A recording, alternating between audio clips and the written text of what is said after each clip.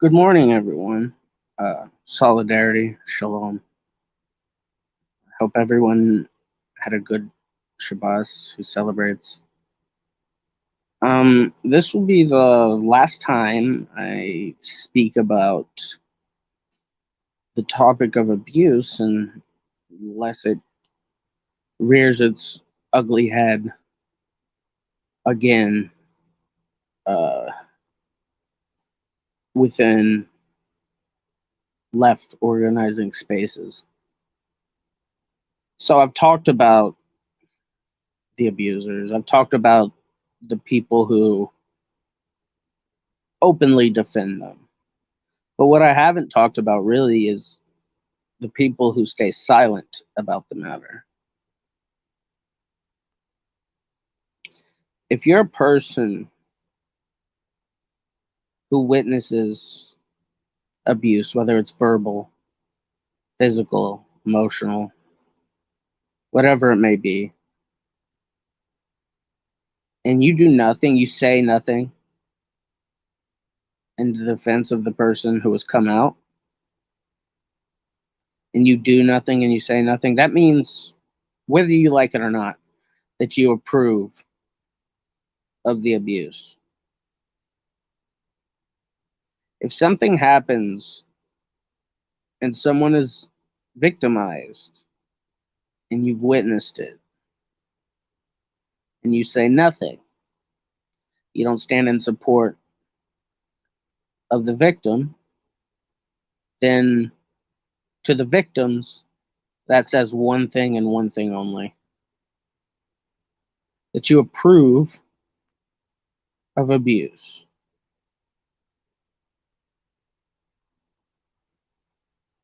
Silence is just as damaging as defending the abuser.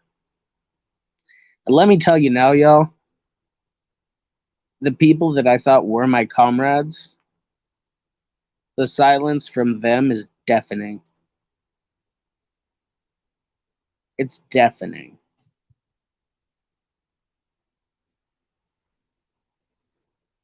Well, I wasn't alone.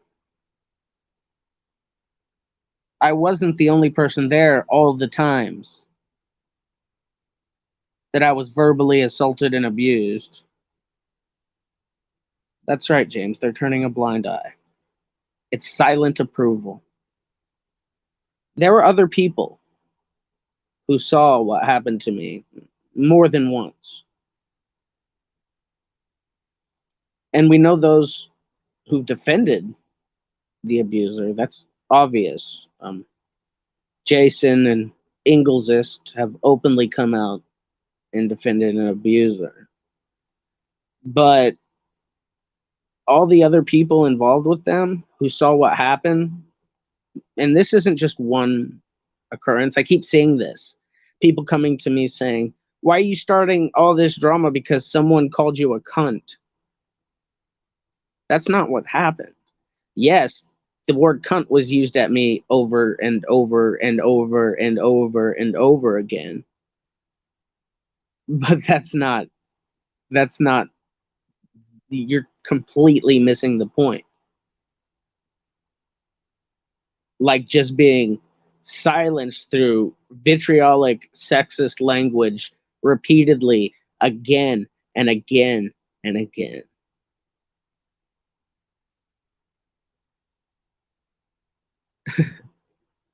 It's just amazing to me. And these and more than one person saw it, and I'm giving them, a chance. I'm giving them a chance to do what's right, especially since Shabbos just happened. I don't expect things to happen right away when it comes to some people.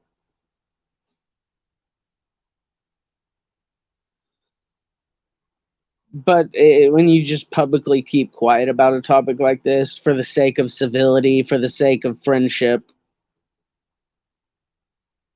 not only are you approving of what happened, you're committing a type of liberalism. You know, the only reason people stay silent is to protect their own individual interests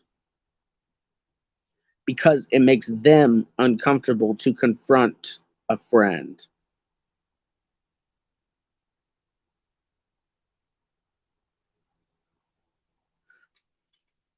I'll tell you now,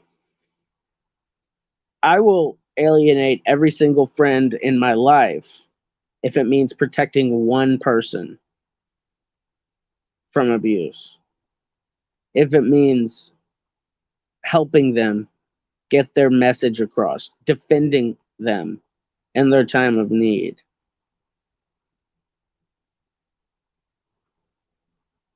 Because I have empathy. I have empathy for those who have struggled. And if you have empathy for victims as well, then it's your duty to speak up. Not only is your silence deafening, but it's a silence so deafening it is approval. It's changed its nature to approval.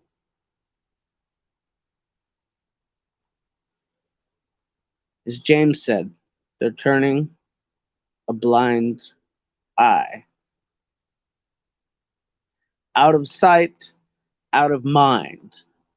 It did not happen out open in the public. Therefore, we don't have to say anything. That's what y'all are doing.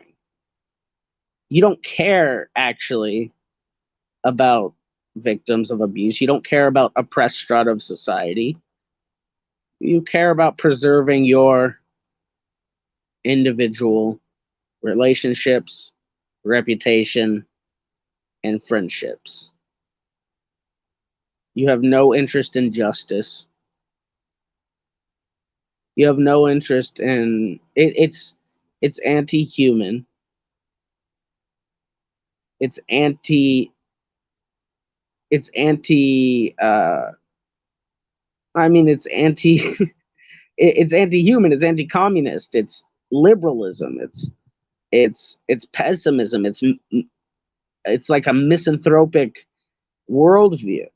What's wrong with you? There's not a single thing in the world that can justify the silence of someone who has witnessed abuse. Not a single thing, other than the fact that they are saying that they approve of what happened, or that their personal relationships with these with the aggressors is more important than what's right, and is more important than humanity, the betterment of people.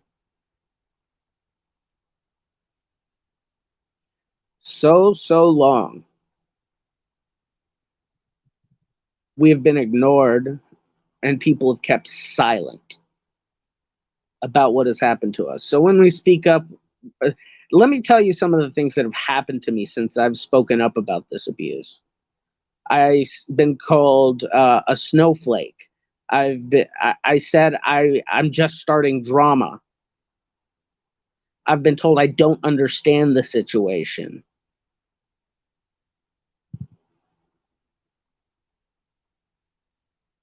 That's what I've been told by those fucking people.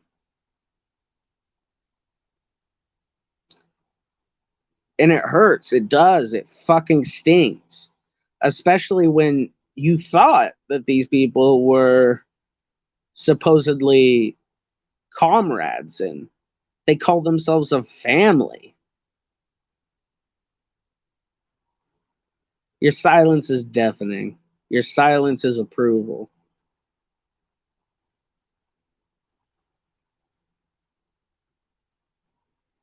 I prayed a lot on Shabbos yesterday.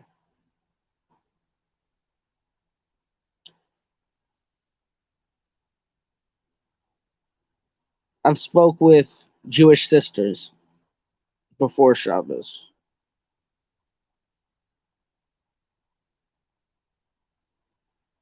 These are the people who care about me. CPUSA members came to me, made sure I was okay. Not a single one of these people from this supposedly multipolar movement. It's a liberal echo chamber of revolutionary abstractions that will never take root. And I was really trying to help them out, but they are not, they're beyond saving. MR Network and all them, they're beyond saving. Now, there's individuals involved with that could come out and do the right thing and not be silent and show their disapproval. But until that happens,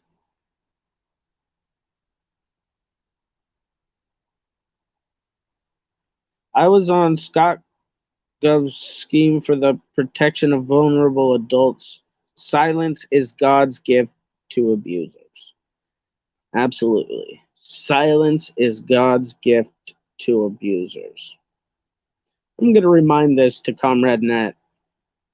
Thank you, James. God bless you.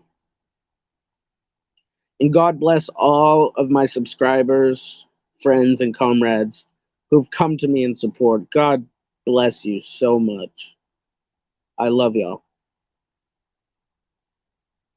And this is sort of my last addressing of this situation, unless something drastically changes. And I want everyone here to know, well, I love y'all. Thank you. I appreciate you. Stand in solidarity with those who come out speaking of abuse. You know, say your part, because it really does help. It really does help us when you stand in solidarity with us. And the silence hurts us. So thank you all for watching. Solidarity, Baruch Hashem.